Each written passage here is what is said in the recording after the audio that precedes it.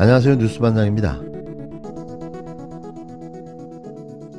미국을 국빈 방문 중인 윤석열 대통령의 외교 참사가 매일같이 이어지고 있습니다. 미국에 도착하자마자 공항에서 센터에 서고 싶었던 김건희 씨의 개망신이 있었나 하면 이어진 넷플릭스 CEO와의 만남에서는 현재 진행 중인 연간 8천억 규모의 한국 영상 콘텐츠에 대한 투자를 4년간 3조 3천억 원을 받기로 했다는 황당한 자화자찬을 벌이기도 했는데요. 이는 현재 진행 중인 투자를 4년간 꾸준히 계속하겠다는 것과 다를 바가 없었습니다. 그러더니 이번에는 미국 방송에 출연해 한국 정부에 대한 미국의 도감청 의혹이 한미 관계에 영향을 미치지 않을 것이라고 떠들어댔는데요. 참 부끄럽고 창피한 대통령을 가진 대한민국.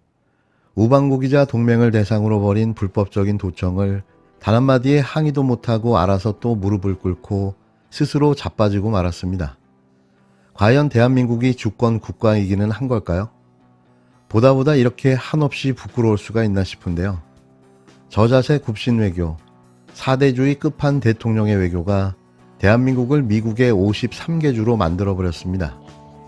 윤 대통령은 MBC 나이틀리 뉴스 진행자로부터 친구가 친구를 염탐하냐는 질문을 받았습니다.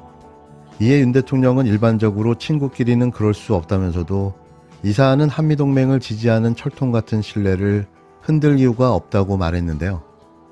윤 대통령은 이어 양국동맹은 자유와 같은 가치 공유에 기반하고 있다며 당신이 그런 신뢰가 있다면 당신은 흔들리지 않는다고 말했습니다.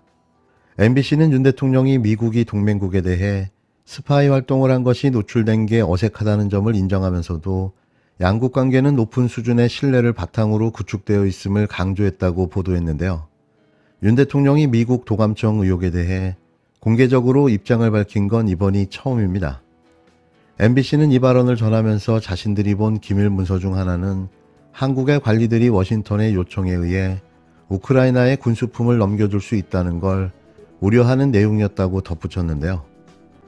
윤 대통령은 우크라이나 지원 문제와 관련해선 면밀하게 모니터링하고 상황을 검토하고 있다고 말을 아꼈습니다. 로이터 통신과 인터뷰에서 조건부 무기 지원 가능성을 언급했던 그는 미국 백악관으로부터 우크라이나 지원을 강화하라는 압력을 받고 있지 않다고 말했는데요. 윤 대통령은 북핵 문제에 대해서는 북한이 비핵화를 위해 구체적 조치를 취하고 경제적 인센티브를 주겠다고 약속했지만 북한과 그런 협상을 기대하는 건 비현실적이라며 중요한 건 북한이 핵무기를 의존하지 못하도록 하는 거라고 밝혔습니다. 또 대만 문제에 대해선 대만 해협의 평화안정 유지가 중요하다. 힘에 의한 현상 변경 시도는 반대한다면서 중국이 반발했던 대목을 다시 한번 언급했는데요. 어쩌다가 이런 인간을 대통령으로 앉혀놓은 걸까요? 1개 5년짜리 공무원이 이렇게까지 할 수 있는 걸까요? 임기가 끝나면 망명이라도 하겠다는 겁니까? 윤 대통령이 넷플릭스로부터 4년간 3조 3천억 원의 투자 유치를 했다고 자랑하고 있습니다. 과연 이게 자랑거리일까요? 넷플릭스 코리아 경제적 임팩트 보고서에 따르면 넷플릭스는 이미 2022년 작년에 8천억 원을 투자하고 있습니다. 2002년 8천억 기준으로 4년을 곱하면 3조 2천억입니다.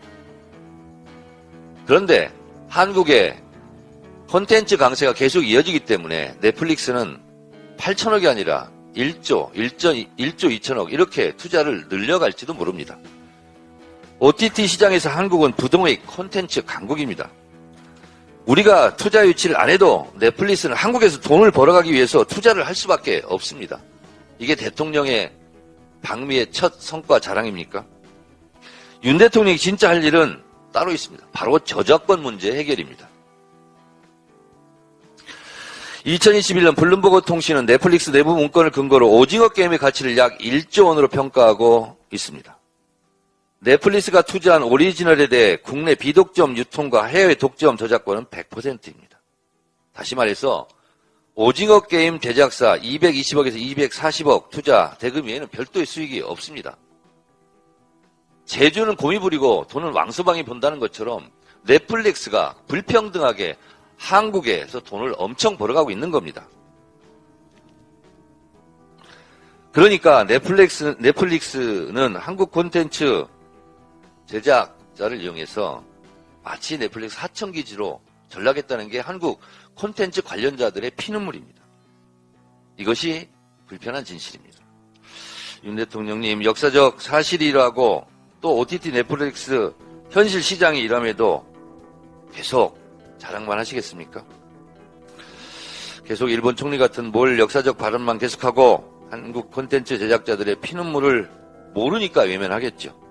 자랑거리가 아니라고 생각합니다. 모르면 공부하시기 바랍니다. 아는 게 병이고 모르는 게 약이다. 이거 아닙니다. 대통령이 모르면 죄악입니다. 알아야 면장도 하고 알아야 대통령도 할 게 아니겠습니까?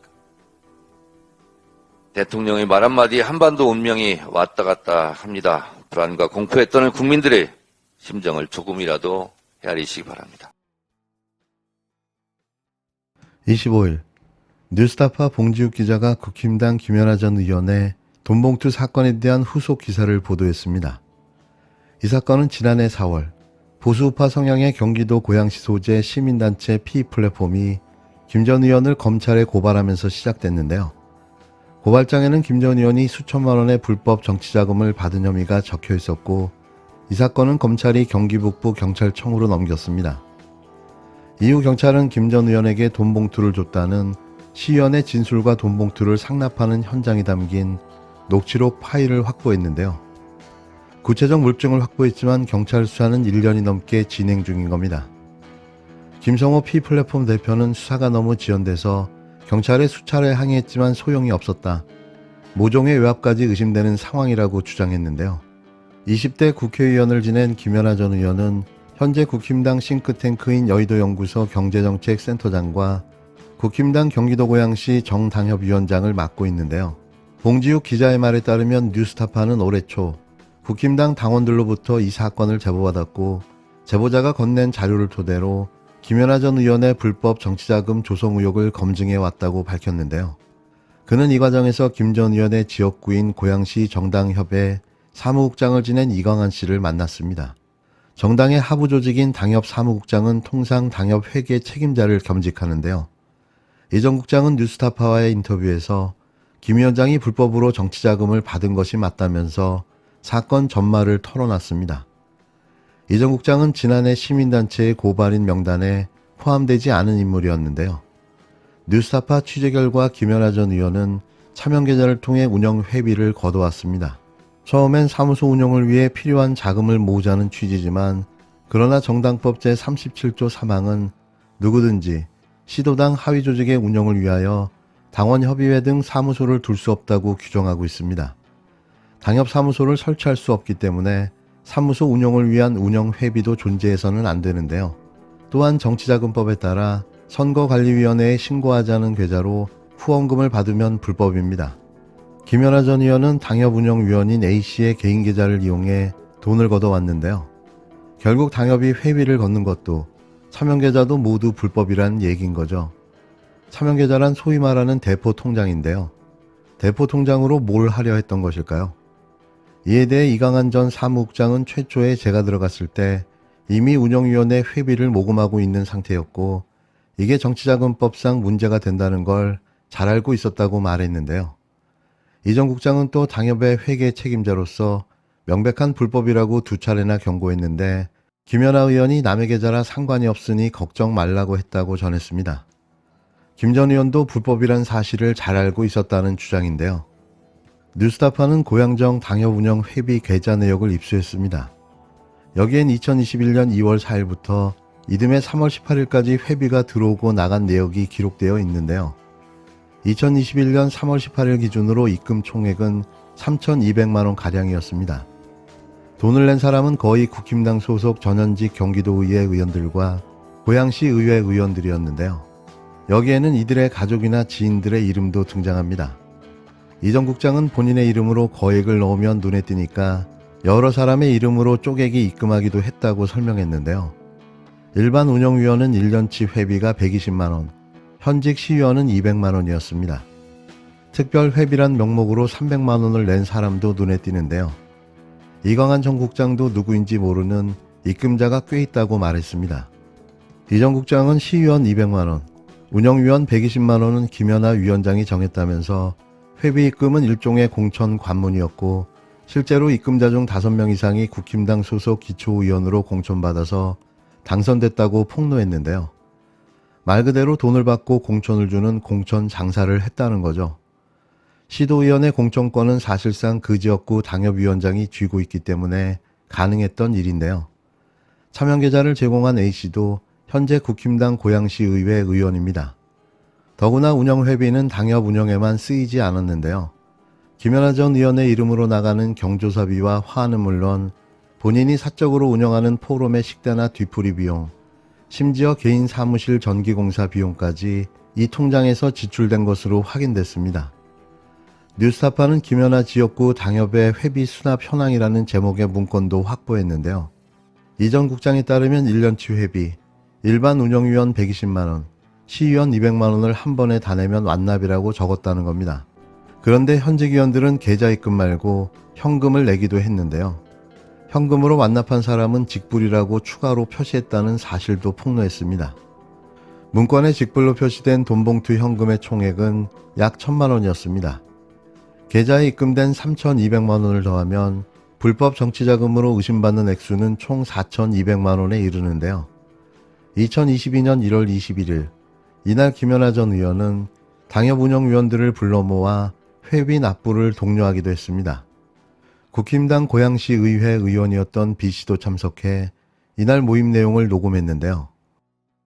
왜 이쪽으로 자원해서 내주신 분들이 있고, 그 다음에 이게 또 연납이기 때문에 사실은 또 부담이 되는 분위기라는 걸 저도 압니다. 어쨌든 그래도 꾸준히 이제 17일 도와주신 여러분들께 진심으로 감사드리고요. 제가 정말 사무실 예쁘고 여러분들이 누구를 모셔와도 부끄럽지 않은 정상사무소가 될 수 있게끔 지금 치장하고 있으니까, 근데 정말 여러분들이 물질적인 것으로 또 몸을 움직여서 정말 많이 도와주시겠습니다. 최대한 저희가 잘 여러분들이 도와주실 것이 헛되지 않게끔 잘 끌어나가도록 하겠습니다. 하여튼 1월 말까지 조금 미납되신 분들 공유하셔서 대부분 이제 운영위원들 이렇게 저희가 각각 코어를 누구누구 추천받아서 이렇게 했기 때문에 준비할 주셔서 1월 말에는 저희가 마무리할 수 있도록. 특이사항은 그 특별회비는 운영위원이 아닌 분들이 더 많이 내고 있습니다. 네, 알겠습니다. 네, 감사합니다. 그럼 오늘 뭐 특이사항 없으시죠? 네, 저희가 이제 조금씩 수출만 모아야 돼서 비닐 하나 드리면 이 버릴 거 좀 모아주시고요. 뉴스타파 취재 결과 고양시 정당협 사무실의 임차인은 전직 시의원 C였는데요. 그런데 임차 보증금 1,500만 원을 실제로 지급한 건 당시 현직 시의원 D였습니다. 즉 C는 명의만 대여해줬고 D가 돈을 낸 건데요. 사무실 임차 비용까지 포함하면 불법 정치자금으로 의심받는 돈은 차명계좌로 받은 3,200만 원, 돈봉투 현찰 1,000만 원, 임대보증금 대납 1,500만 원 등 총 5,700만 원으로 확인됐습니다. 여기에 사무실을 임차하면서 미리 납부한 선수 관리비까지 더하면 불법 자금 규모는 6천만 원에 육박하는데요. 빼박 녹취록까지 나왔습니다. 이래도 아니라고 우겨댈까요? 자신의 몸에 묻은 떵은 보지 못하고 남의 몸에 붙은 지푸라기를 보고 손가락질을 한 셈인데요. 국힘당 이래서 내년 총선 잘 되겠습니까? 윤 대통령의 뻘짓에 김연아의 공천 장사까지 가관도 이런 가관이 없습니다.